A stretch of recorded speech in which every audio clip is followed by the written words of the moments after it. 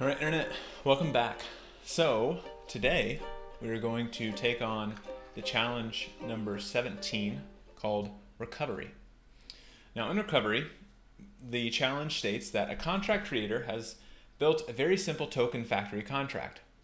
Anyone can create new tokens with ease. After deploying the first token contract, the creator sent zero point 0.5 Ether to obtain more tokens. They have since lost the contract address. This level will be completed if you can recover or remove the 0.5 Ether from the lost contract. So, a few things to point out here. First things first is the very initial part of this challenge, the description. It talks about a token factory contract. Now, a factory contract is simply put, it's just a contract that creates other contracts. So it's like a godfather of contracts. So, it's popping out contracts left and right. Additionally, you can see that they mentioned that 0.5 Ether was sent to obtain more tokens. And our goal is to basically take that back. Well, this challenge description is slightly outdated. So maybe we can send a pull request to the creators of this to adjust this, because currently now it's going to be 0.11, 0.001 ETH. That's what we have to get back instead of 0.5. So that's a bit of a typo here. But as we can see from here, our goal is basically to find the lost treasure of our contract, so lost address, and then secure the treasure of 0.001.eth. So that's our challenge. That's what we're presented with. First things first, we'll go to the notes and explain that, life's life. We cheated. It was a little bit, not a lot. We just cheated a little bit here today. And I used all three of these sources to get a better understanding specifically of how they solved the challenge, and then also from that found a bunch of other links that I'll share with you as per usual. Of these three, I'd probably rank them in the priority of usefulness. So this one's probably number 1, 2, and 3 out of kind of the things that I felt were most both intuitive and articulated in the way that others could understand. And this is, a dope little sign that's kind of recovery. And I'll show you quickly what these resources look like. This first resource I came across is probably one of the best due to the fact that it was slightly updated. So it's not really old, because obviously Jan 27, 2022 is quite recent. In here you can see it's quite lengthy in the way that they've explained it. And they linked out to a lot of interesting resources that were useful for me. So I'd recommend reading that and digging through that resource. Another one, per usual, is our friend here, the web dev developer. And I noticed in their playlist, we're getting close, team. He has one more video, and the rest we're just going to have to wing it, because we will finish all 26. Somehow, we'll do it. And in addition to that, we have our old faithful, 0x Sage, that did this. Difference with this one is, I think there are some discrepancies in how they explain this and how it doesn't necessarily align with the solution, or not necessarily doesn't align, but it's quite vague and when it talks through kind of how to create the attacker contract. Alrighty, those are the resources that I used to do little cheatsies, and the rest of this is going to talk through specifically what we're going to do. But before I jump into my notes and talk through that, we'll talk through the target address first. So let's maybe zoom out a bit. That's a little too far in. All right, here's our address. So first things first, per usual, we have our compiler. Remember, floating is no bueno for prod, and then 8.0, we're good with that. So they're going to import safe math. One thing you'll notice when running through this challenge, at least when I ran through this on April 13th, 2022, utils /util/ is not there. So when you try to import this specifically under the compiler version of 8, it's not going to allow you to do that. So you have to add this to get it to work correctly. Below that, we have two contracts. So first we have a recovery contract, and then below that we have our simple token contract. So our recovery contract is going to basically call our simple token contract. You can see that here inside of a function. So we have a function here. It's called generate token. So this is going to be our token factory. The token we're going to generate is going to have a name that's going to be placed in memory, and then it's going to have an initial supply. That's going to be uint56. They're going to take these two parameters and then input them inside of here, in addition to the sender that sent it. And we're going to pipe that into this contract for simple token. So if we come down to simple token, let's see what happens with that information when we put it in there. So we have a contract. We can see that we're leveraging SafeMath, so we're going to import SafeMath here, or initialize it so we can use it for UNT 256 parameters. Below that, we have some other state variables, so we're going to have our name, which is going to be something that we've discussed above, and then we have our balances. So our balance is actually going to be a mapping between the address and the initial supply that balance, or the kind of the balance that address has. That's a mapping there. Below that, we have our constructor, which is going to take the name that we've input above. It's going to take the initial supply that we input above, and it's also going to take the message.sender as we put above into the address creator. And in that constructor, we can see we're going to take the name parameter, we're going to input it into a variable, take that initial supply and put it into our balance, and that balance is going to be tacked against our creator, which is our message.sender, and that's how this mapping comes into play, right? So we're going to take the creator, we're going to add the balance to their mapping so they can map that together. Below that, we have a receive function, so we can actually get tokens in here. So it's a receive.external, and that's basically saying that the sender is able to send a multiple of 10. Yeah, a multiple of 10 into the balance. Interesting. You can tell it's not very relevant to this challenge because I don't really understand why this would be a multiple of 10, but to each their own. Maybe it's like the currency. I don't know, say whatever. All right, functions, transfer. So we have a basic transfer function, so we're going to transfer to and the set amount. And below that we have a require statement. So this, interestingly, isn't super relevant for the challenge, but it did make me think about the check, effect, interact pattern that we've discussed previously. This is kind of a good common practice for security within Solidity. And I wanted to basically ensure that this was that setup before I found those solutions myself. But you can see that the require statement is our check. So it's checking to ensure that the balance of the sender is greater than the amount that's in the initial supply. So that's our check. And let me make this less convoluted. So this is our check. Here we have a effect. So we're going to basically subtract the amount from the sender's balance, and we're going to update their balance. So this is going to be our effect. And then we have our interact. So here we're basically going to take that amount and we're going to allow it to be sent to this to the balances of 2 of the address. So that's going to be our interact here.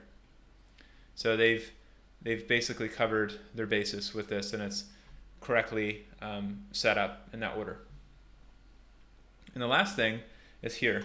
So this last one here is really what jumped out to me. When I first kind of skimmed this and looked through here, as soon as I saw that there was a destroy function in here, that was kind of a red flag for me, saying, okay, all right, there's most likely there's something, and you can see, this is my comment here, question mark. Reason being is that anytime you see a destroy inside of a contract, there is a there's the ability for someone, if I can call destroy, I can automatically have all the funds that are inside of this contract sent to me, to my address, and that's the 2. So if I provide the right address, that's going to allow them to send all the funds inside of this contract to my address. That's what's happening right here, right? So you put the 2 address, you're calling self-destruct, and you're sending it to that address. So anytime you see a self-destruct that you can access, that's usually a red flag and no bueno for the creator. So this is our target, right? So we've gone through everything. We know there's 2 contracts. There's a recover. There's a simple token. This is going to be our contract factory that's going to be calling this contract to kind of do everything it needs to do. Now, with that being stated, we know in the challenge, our goal here, remember, is to find our lost address. Well, if we come in here, we can see what we have access to is very minimum. We have very minimal access to really anything. So if you come in here and do contract ABI, you'll see that if we open up the ABI, all we have access to is a generate token. So we can only see this recovery contract. We can't see the simple token contract. That means that we can't actually see the self-destruct to get all the funds out. So that's issue number 1. In here, we can see the inputs are as what's stated here. So there's a name and a uint. So that's okay. Now, with that being stated, we should generate a token, and let's name it Rick and Morty token. And the initial supply will be that. All right, so we've created a token. Seemingly, it seems like it was successful because we didn't really get any errors and it mined the transaction and all that good jazz. So if we select this, we can come in here and see it was from our address to this address. So we've created a contract and we've called it Rick and Morty, blah, blah, blah, blah. So our goal is to basically find the hidden address. Now, when looking through the solutions, there's actually 3 methods of trying to find the hidden address that you can use. I'll show you 2, one of which was slightly convoluted, but if you're interested in the third that I'm not going to show, the third that I'm going to skip is going to be in this video from Web Developer. So he does everything via the console, which is kudos to him, but the method that I found via JavaScript and TypeScript just seemed more straightforward, so I'm going to explain that one, as well as the other one. But first things first, the first option 1, is slightly more difficult than option 2, but it also gives you more insight to what's behind how addresses are created in the first place. So there's a few links in here, but first let's go through kind of what the notes say here. So option 1, what we're going to do is we're actually going to recreate the address we're trying to find via the information that we already have. So this definition here is a good definition to explain how addresses are created. You can see that basically it states that the address for an Ethereum contract is deterministic. This is important. If something's deterministic, that means that if you put in certain inputs, the same output comes out every single time. And here you can see that it's computed it's computed from the sender and the nonce. So the sender is the creator of the contract, so whoever created that contract, that address. And then also the nonce is basically how many transactions that creator has sent so far. And for us, since we're creating the contract from scratch, from the contract factory, that means that our nonce is going to be 1. And the reason we know that is there's a few links that I'll kind of show you that kind of explain the point there. But we don't start from 0 because that's the initiation kind of, I guess, number when a contract's initiated. And then the first transaction is always going to be the first one nonce. And you take these 2 parameters and you RLP encode them, which is a serialization method, which you can come and check this link out to see more of. And when they run through that, you get the new address. And here's a simple kind of formula that you'll find in some of the links above, where it basically shows you the sender address and the nonce. You RLP encode those together. You CAC encode those together. And then you have your new address. Real quick side note, you should totally, if you're not sure specifically about this method of encryption, you should Google it and see specifically why they chose this over SHA-3. It's really interesting. All right, so let's go through the links. So this first option here, to go about this, let's first start with deterministic. This link here that I've put is basically Wikipedia. And here basically it walks you through deterministic algorithms, how they work, how they function, and why it's important for us to understand how this is relevant to our challenge. The one below that is the RLP encoding. So this is the wiki for Ethereum. They kind of explain what the method is. You can see that they're actually trying to replace this with a new type of encoding. I couldn't find the fact that this has been incorporated yet. They say that it's going to be incorporated soon, but it's basically using blob serialization instead of RLP. But even if you come up here, it's not, it doesn't seem like they've done anything with it. Anywho, this kind of gives you an explanation of what RLP encoding is. And then another link are these 2 here. So these 2 links were derived from this blog post here. So when reading through this blog post, they'll link out to both of these Stack Exchange explanations that basically walk you through 2 different pieces. First is, what JavaScript can I use to recreate the creation of an address if I have the input parameters that I need? And the other one basically explains how Ethereum addresses are computed. And this is where I've stolen the explanation. This is where I got that explanation from. And then the formula I got from, I think, the documentation. But this walks you through that, and also talks through a new method of actually creating contracts that adds a salt to that. And that salt makes it slightly more secure. But there are actually issues with Create 2. And you can go to YouTube and type in like Create 2 vulnerabilities and Solidity or something, and you'll see that. I've seen a few videos in there that talk about that. All right, with that being said, I stole the JavaScript from this, and I've input it here so we can actually run this through ourselves. So to recreate what we need to recreate. Here, I'll quickly walk through this, and this is in TypeScript, so you'll have to convert it from TypeScript to JavaScript then to run it. But simply it's saying, I have a variable here that's going to be get contract address. You have to import this library that's going to allow us to do this. That's the library they provided in the Stack Exchange. Then you have our function here, or this constant. So we have get contract address, which is being imported from here. So this is the function we're going to run, or the method. And we're going to put in the address of our instance level, and then we have our nonce of 1. we're going to then console log out the future address. Now to get this address here, all we have to do is get the address from our level. And we know how to do that because we've done it many times.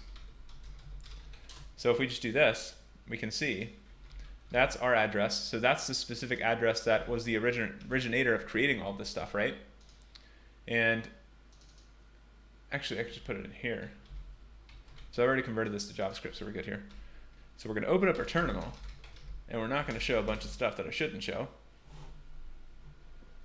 All right, to run this, we're going to do eth.js with node behind it. And when you run it through this, basically this JavaScript imported method, it's going to then combine this with this. It's going to do the RLP encoding, the cacac and hash, and then it's going to output our future address for us here.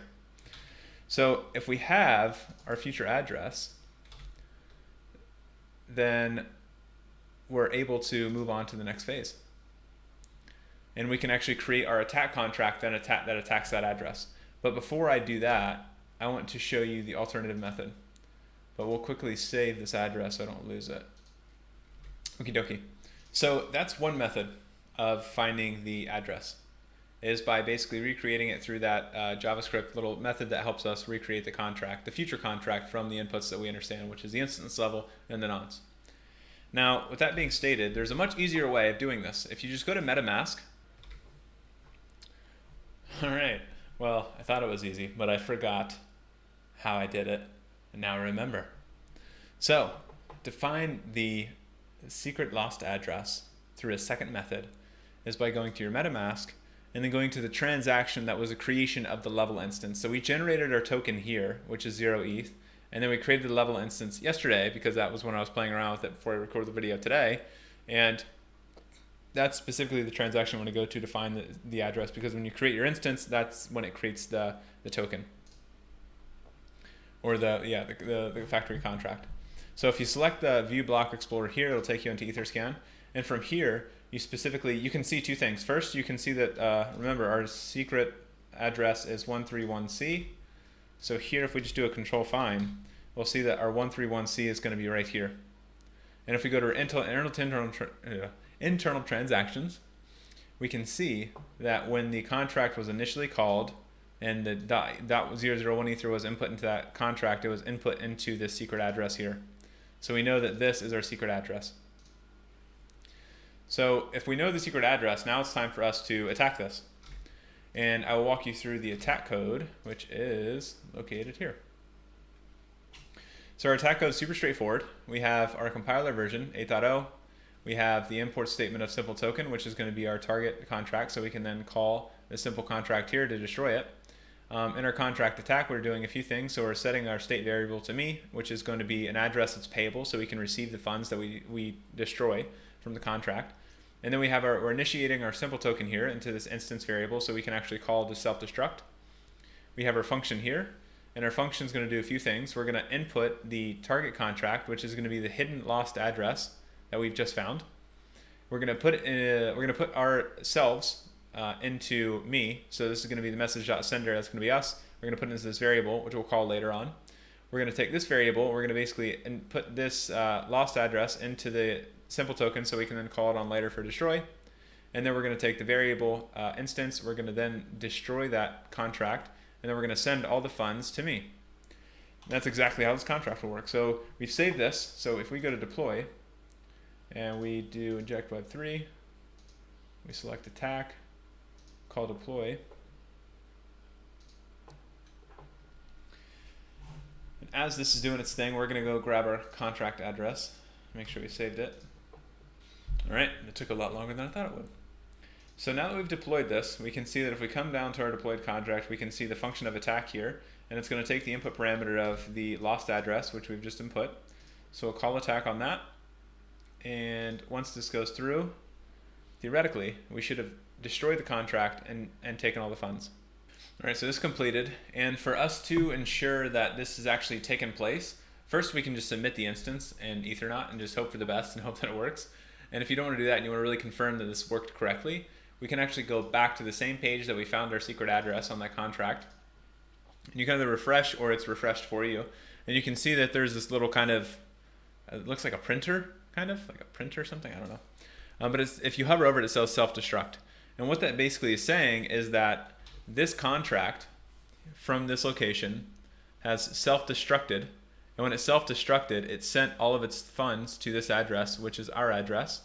And it sent us the remaining 0.00 ETH, not 0.5, like I said previously. So we know that that's worked and it worked correctly. So that means if we go to our Ethernaut instance here and we submit the instance, we should be all good to go. Boom. Internet. Congratulations. You are awesome. Always remember that. Now in here they give an explanation specifically of how you can actually calculate the address that we've already discussed. So they walk you through that here. They also point you to an interesting blog post that talks through specifically how people actually store away funds and hide them through addresses. They hide them in future addresses through this contract creation process. It's kind of convoluted and interesting. It was written a while ago, but it's definitely worth the read. And another point that I'll point out about this is that when thinking about this and thinking about, I think there's a blog post called The Dark Forest that was written by a few others in the kind of the Ethereum community, security Ethereum community, and they talk through specifically how there has actually been instances where white hat hackers have actually saved contracts that were vulnerable, that they found vulnerable kind of weaknesses in them, where all the funds have been siphoned out, but they've actually stepped in and utilized the self-destruct to send the funds to the creator or send the funds to somebody else without those funds being stolen, acting on behalf of the good guys. So it's really interesting to see how, even though this can be used for bad, it's also can be used for good if noticed by the right person with the right intent. So with that being said, we have covered all of our notes. Last bit here, the main takeaway that I wanted to highlight was the fact that Ethereum is not anonymous, and that really any transaction that happens can be linked back to a contract, and that contract you can start to build up a pattern and a persona for that individual as how they spend their money, where they spend their money. So it's not necessarily as anonymous as people would like to think, because with enough data, people can really figure out specifically who's who, how they're spending their money, and where they're spending it. With that being said, zero knowledge proof all the way. I'll see you on the next challenge, which is magic number level 18.